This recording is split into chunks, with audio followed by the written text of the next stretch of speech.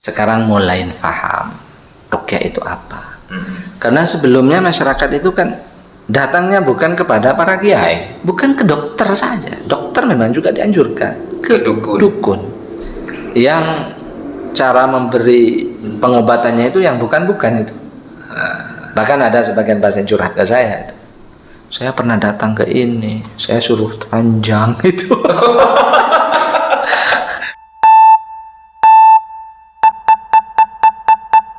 Saudara, Anda pernah mendengar kata ruqyah enggak? Sebetulnya ruqyah ini apa sih?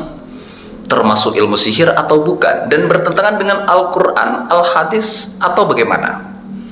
Langsung saja akan saya bahas secara tuntas bersama dengan Kiai Fauzan Rifai, praktisi ruqyah An-Nahdiyah. Langsung saja saya sapa.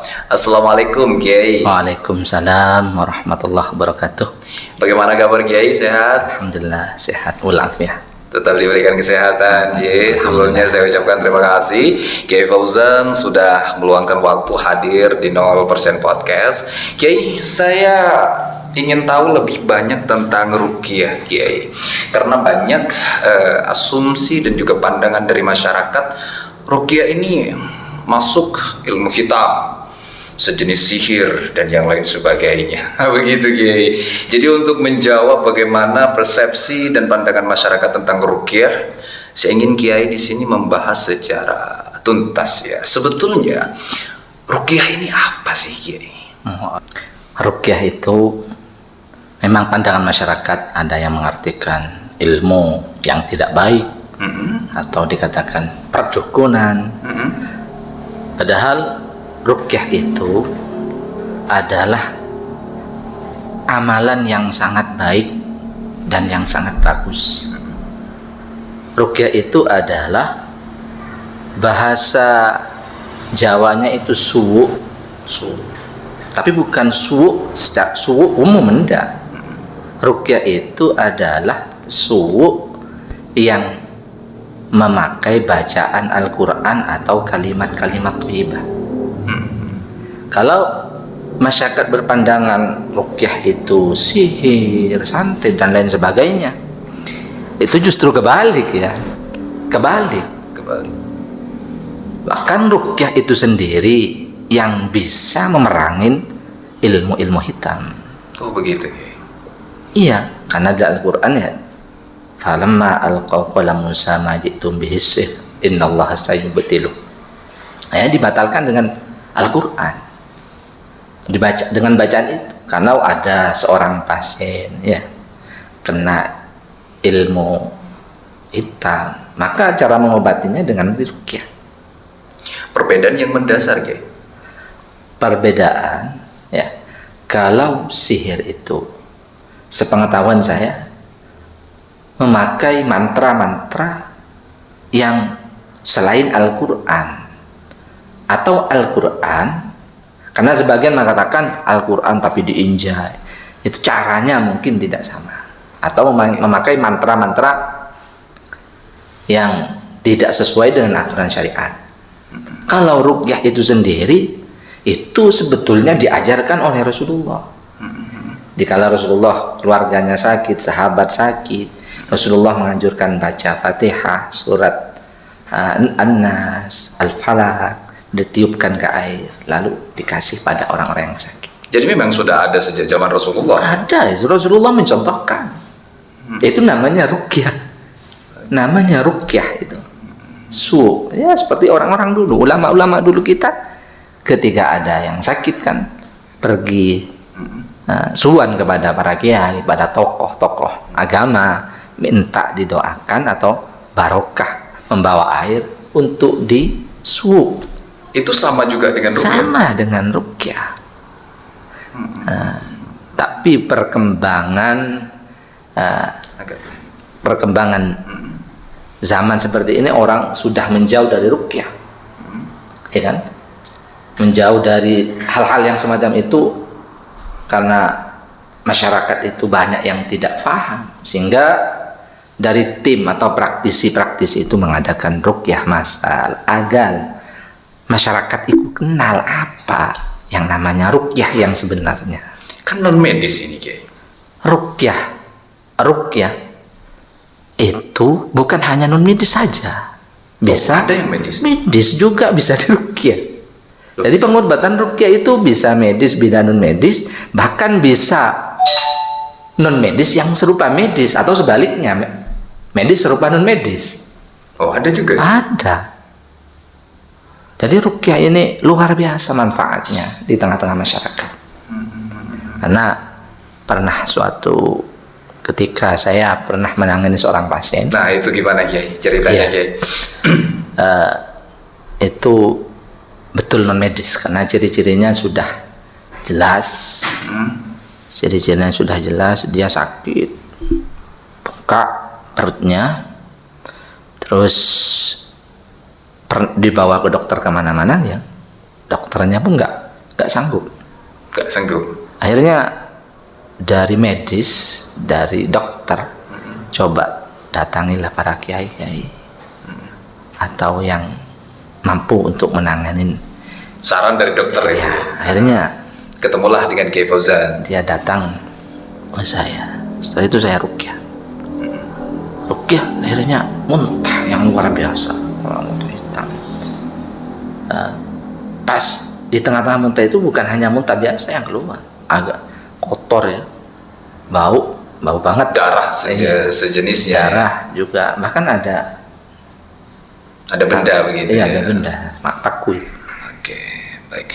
Berarti ruqyah ini memang ada sejak zaman Nabi Muhammad SAW dan juga tidak bertentangan dengan Al-Quran dan Al-Hadis ya. Justru bagus kok. Kalau ada yang mengatakan bertentangan dengan Al-Quran dan Al-Hadis nih, sebetulnya pandangan masyarakat bertentangannya itu di mana sih sebetulnya? Maka dari situlah masyarakat yang tidak paham menyamakan antara para kiai dengan dukun. Para kiai dengan dukun, padahal itu sangat beda. Keilmuannya itu beda, kesanatan itu beda. Kalau ruqyah, apalagi ruqyah an-nahdiyah, itu memang semua itu cerminnya pada Rasulullah dan para sahabat. Sebentar Kiai, ruqyah an-nahdiyah berarti ada banyak jenis ruqyah dong? Banyak. Ruqyah an-nahdiyah ini karena kami kelompok dari orang-orang Nahdiyin, warga atau yang dikenal warga NU. Selain itu juga ada? Juga ada ruqyah-ruqyah yang lain, juga membaca Al-Quran. Tapi bukan sihir juga. Bukan sihir ya. Tapi dari kelompok sebelah itu memanfaatkan ruqyah ketika menanganin seorang pasien. Nah itu karena dakwahnya untuk ke kelompok mereka, sehingga kamu tidak usah mengadakan acara maulid, nggak usah tahlilan, ya karena pasien itu sembuh dengan Al-Qur'annya. Iya. Barokah Al-Qur'an, akhirnya percaya. Gitu. Nah, kalau an-nahdiyah kan enggak, mengobatin sesuai dengan Rasulullah, tapi tidak dengan cara mencetok pasien ini enggak. Oke, baik. Untuk medianya Kiai, media ruqyah ini saya pengen tahu betul nih teman-teman. Apakah ada media menggunakan perantara alat benda, keris atau batu atau apa, atau bagaimana Kiai untuk mengobati pasien tersebut? Masalah media itu kalau dari kelompok an-nahdiyah itu sesuai dengan ajaran Rasulullah. Pada waktu itu Rasulullah kan ngambil air ya, air terus diruqyah, airnya dikasih, itu medianya pakai air. Medianya pakai air, juga pakai tulisan-tulisan. Jadi tidak ada media-media yang semacam keris, enggak ada. Untuk amalan-amalan misalkan nih saya terkena penyakit begitu, medis sudah tidak bisa menentukan nih, ini penyakit apa, medis sudah nggak tahu. Nah kemudian saya konsultasi nih kepada Kiai. Terus yang Kiai temukan selama ini penyebabnya itu karena apa sih Kiai? Penyebab pasien terkena penyakit tersebut? Non medis ya? Non medis tersebut. Setelah kami pelajarin, non medis itu dari orang-orang zalim ya, datangnya itu penyakit bisa dengan apa itu, foto ya, diserang dengan mantra-mantra yang batil, yang salah, yang tidak sesuai dengan Al-Quran dan Al-Hadis. Iya kan, suruh jin, itu kan jin yang membawa. Pengetahuan kami dari keilmuan ruqyah seperti itu. Jadi caranya itu harus ditangani serius dengan tim ruqyah, harus diserang, harus diperangi untuk mengeluarkan penyakit yang ada di dalam, penyakit yang namanya kena angin lah bahasanya. Itu maka ditarik. Itu ayatnya juga ada yang khusus, namun walaupun tidak khusus bisa juga. Contohnya ya, inna waliyallahu alladzi nazzal kitaba wa yatawallas shalihin qala fakhruj minha fa innaka rajim. Dikeluarkan karena yang ada dalam tubuh seorang pasien yang terkena itu harus dikeluarkan, wajib dikeluarkan. Kalau penyakit itu cuman bersarang dalam tubuh saja, namun kadang juga ada di tempat. Nah, kalau ada di tempat itu dinetralisir. Kiai Fauzan ini, teman-teman semuanya, subscriber setia dan viewers dari 0% Podcast, Kiai Fauzan ini sering sekali keliling di Jakarta. Kalau saya melihat bagaimana kegiatan beliau untuk membantu orang-orang pasien yang terkena penyakit, ini udah sering kali ke Jakarta. Malah 1 minggu, 2 minggu di Jakarta, saya hubungi Kiai, kapan bisa podcast? Saya masih di Jakarta, besok saya ini, Masya Allah. Tangerang, Banten. Sampai Banten? Banten, iya Banten. Tangerang juga, Allah. Bekasi, Cikarang. Pernah menangani pasien yang terhitung parah begitu Kiai? Dalam artian, ini pasien ini berbeda nih penyakitnya dengan yang biasa ditemukan. Bukan pernah, malah keseringan yang kayak itu. Keseringan yang kayak itu. Orang itu kan datangnya bukan ke saya dulu. Datangnya orang itu kan ke dokter dulu, baru ke saya. Begitu. Padahal kalau di Tarim ya, kan orang itu membiasakan ruqyah. Di Tarim? Iya, sehingga di sana rumah sakit sepi. Iya. Iya. Maka pengobatan yang paling afdal itu kan ruqyah. Sehingga tiap hari ruqyah, bawa air tiap pagi, sore, malam ruqyah, sehingga orang jarang sakit. Di Tarim itu ya? Karena sudah percaya pada Al-Quran. Al-Quran, wa nunazzilu minal Qur'ani ma huwa shifaa wa rahmatul lil mu'minin. Jadi Al-Quran itu diturunkan syifa sebagai obat. Jadi syifa itu kan bukan dawa. Syifa itu lebih umum. Misalnya dawa semacam pil, sagrib untuk sakit kepala, demam. Ya kan, kalau sakit gigi ini. Kalau syifa itu kan umum. Penyakit apa saja, medis, non medis, atau yang serupa dengan medis. Itu semua bisa diobati dengan Quran. Terus tadi yang pasien yang terbilang parah tersebut, ketika ditanganin ada efek juga nggak ke Kiai? Dalam artian, non sewu nih, maaf nih, serangan gaib, kena angin tadi itu pernah ada efek juga nggak? Saya rasa pernah saya menangani nanganin seorang pasien yang lumayan parah. Dia sudah berulang kali ke dokter sana, bahkan biayanya lumayan besar. Divonis getah bening, tapi diobatin, dibikin nggak sembuh, nggak kunjung sembuh. Akhirnya datang ke saya dengan izin Allah, saya ruqyah. Tapi ruqyah itu juga butuh riyadhah dari timnya. Maksudnya gimana? Sering wiritan untuk kesembuhan orang lain, membantu orang lain. Oh gitu. Atau bahasa Maduranya itu gengseh. Bacaan-bacaan itu untuk perbentengan diri. Seperti yang Mas Badrus ditanyakan tadi, apakah ada efek? Tentunya ada, jelas ada. Karena dalam ruqyah itu ada ayat, ada amalan dibaca untuk perbentengan pasien. Perbentengan yang mengobatin ya. Karena Karena penyakit nggak ada medis, ada non medis. Yang jelas ada sihir, ada santet. Ada sihir, ada santet. Ya. Jadi ada perbedaan. Pernah juga saya rasakan menangani orang yang gawat luar biasa. Pada waktu ada yang aneh, datang tengah malam, hewan tengah malam, atau memang kebetulan enggak. Tapi kayaknya ini aneh. Bagaimana ini? Waktu itu saya punya burung, burung saya mati pada waktu itu. Padahal minumannya ada, kan ada, tapi mati mendadak. Tapi ada hewan, binatang masuk, benar-benar masuk pada waktu itu. Saya pernah menangani orang itu. Alhamdulillah sukses, sembuh. Tapi ada yang aneh gitu. Ada yang aneh. Dan itu berdampak juga sedikit banyak. Tapi alhamdulillah nggak bisa nyerang, nggak bisa teratasi aja Kiai. Kiai Fauzan juga aktif sekali, bukan hanya sekedar aktif, bahkan setiap kegiatan sholawat di kota zikir dan sholawat di Kabupaten Bangkalan, ini selalu ada Kiai Fauzan. Seluruh kegiatan sholawat di Kabupaten Bangkalan ini pasti ada Kiai Fauzan.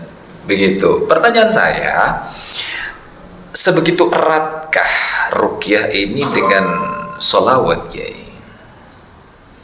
Hubungannya dengan sholawat. Kalau kita menjadi tim ruqyah, menjadi orang ahli ruqyah, itu memang harus sering baca Al-Quran, harus sering baca sholawat, zikir dan lainnya, ya, untuk membantu keyakinan kita, untuk menjernihkan hati kita,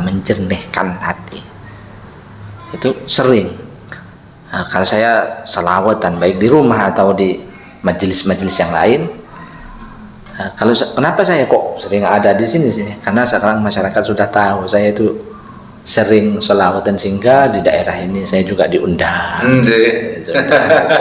Bahkan saya sendiri sepertinya tidak pernah absen ini. Bahkan saya sendiri punya majelis juga, majelis sholawat itu juga.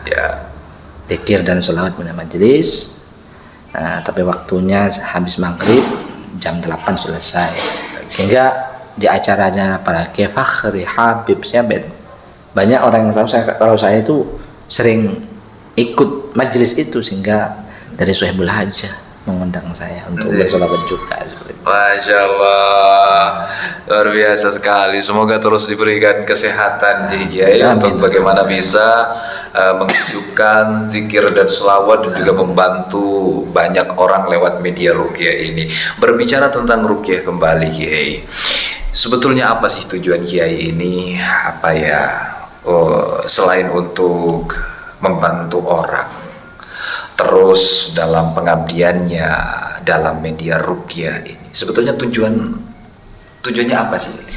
Tujuan dari kami, tujuan dari ruqyah yang telah kami praktikkan itu memang yang pertama untuk membantu masyarakat, terutama yang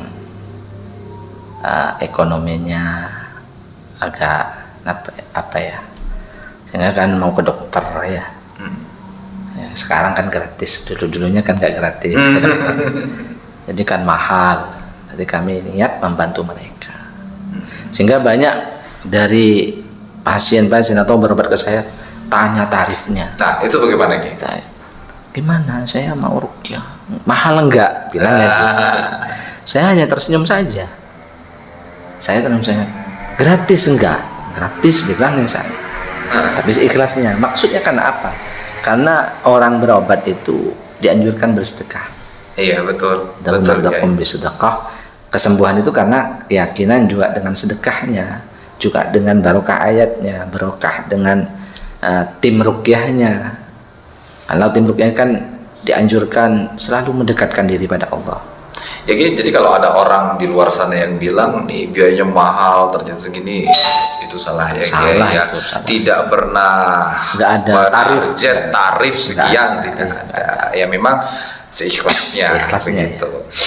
Terakhir, Kiai, sebelum kita tutup podcast ini, apa yang penting untuk didengarkan khususnya masyarakat di Kabupaten Bangkalan, Kota Zikir dan Sholawat ini, tentang bagaimana dia memahami pengobatan dengan media ruqyah ini? Jadi masyarakat dengan dakwah ini sekarang mulai paham ruqyah itu apa. Karena sebelumnya masyarakat itu kan datangnya bukan kepada para kiai, ke dokter dulu. bukan ke dokter saja. Dokter memang juga dianjurkan Ke dukun. Yang cara memberi apa itu namanya, pengobatannya itu yang bukan itu. Bahkan ada sebagian pasien curhat ke saya itu, saya pernah datang ke ini, saya suruh telanjang itu. Serius ya? Iya, banyak itu. Masya Allah. Ibu-ibu. Ini yang sebetulnya merusak ya? Merusak itu. Yang keluar dari ajaran Al-Quran gitu. Keluar itu bahkan Udah syirik ya? syirik, mandi kembang itu apa sebagainya juga. Bahkan naudzubillah ada syarat-syarat yang sangat melanggar dengan syariat. Contohnya gitu. Ya seperti apa itu pencabulan dan lain sebagainya. Naudzubillah. Sehingga kami sebagai praktisi sebetulnya itu ingin memerangi hal yang semacam itu. Kembali ke jalan yang sebenarnya. Tapi itu butuh keberanian. Oh iya. Butuh keberanian dan butuh ketegasan. Jangan main-main gitu. Di tengah-tengah semacam itu fitnah sering terjadi pada saya. Fitnah ya karena banyak orang yang tidak suka kan. Karena banyak orang yang mencerita, saya pernah datang ke sana. Akhirnya yang namanya manusia sempurna seperti apapun, atau memang seperti saya nggak sempurna sama sekali, banyak kekurangan, sehingga orang membalikkan fakta atau gini ini ceritanya, atau banyak itu berbagai dari orang-orang yang tidak suka itu. Baik. Masya Allah, luar biasa sekali. Jadi di sini saya paham ya, bahwa ruqyah ini memang ada sejak zaman Rasulullah. Bahkan itu sangat dianjurkan. Sangat dianjurkan ya. Seperti yang diceritakan tadi tuh, di Tarim, di Yaman, itu mengamalkan seperti itu. Sehingga rumah sakit di sana sepi, karena orang sudah yakin. Medianya jelas begitu kan, tidak menggunakan sih seperti tadi telanjang dan segala macam. Aduh, banyak itu orang-orang yang datang kepada orang-orang ya perdukunan itu. Dari tanda-tandanya saya sudah beda kan, kalau tim ruqyah dengan orang-orang perdukunan itu. Kalau perdukunan aura wajahnya itu kan gimana gitu. Ya, kalau seperti kiai, seperti tim ruqyah An-Nahdiyah itu enggak kan. Zikir begitu ya medianya. Ya, tapi ada oknum-oknum yang tidak bertanggung jawab mengatasnamakan ruqyah. Ya. Ada juga. Ada di Bangkalan itu. Ada. Bukan di Bangkalan saja, di mana saja juga ada. Sehingga ruqyah dirusak oleh mereka. Oknum-oknum yang seperti itu. Luar biasa sekali.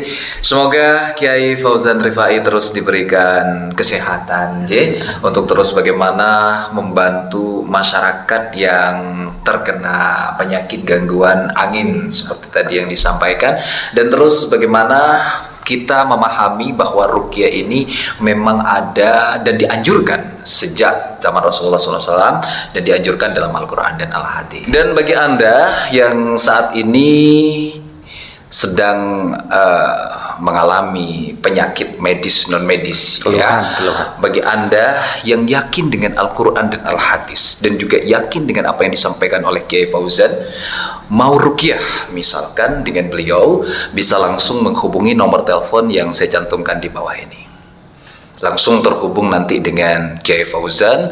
Seperti apa yang disampaikan tadi, kalau di luaran sana banyak orang yang bilang ini biayanya mahal, target biayanya segini, itu adalah orang-orang yang menghancurkan ruqyah yang terus dilakukan oleh Kiai Fauzan. Sebetulnya tidak ada seperti itu, seikhlasnya begitu.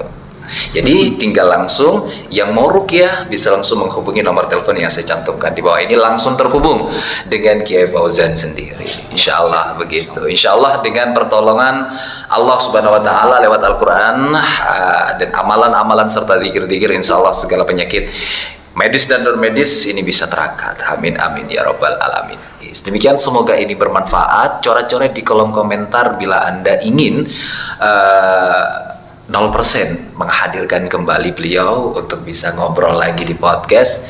Misalkan tidak hanya membahas tentang ruqyah.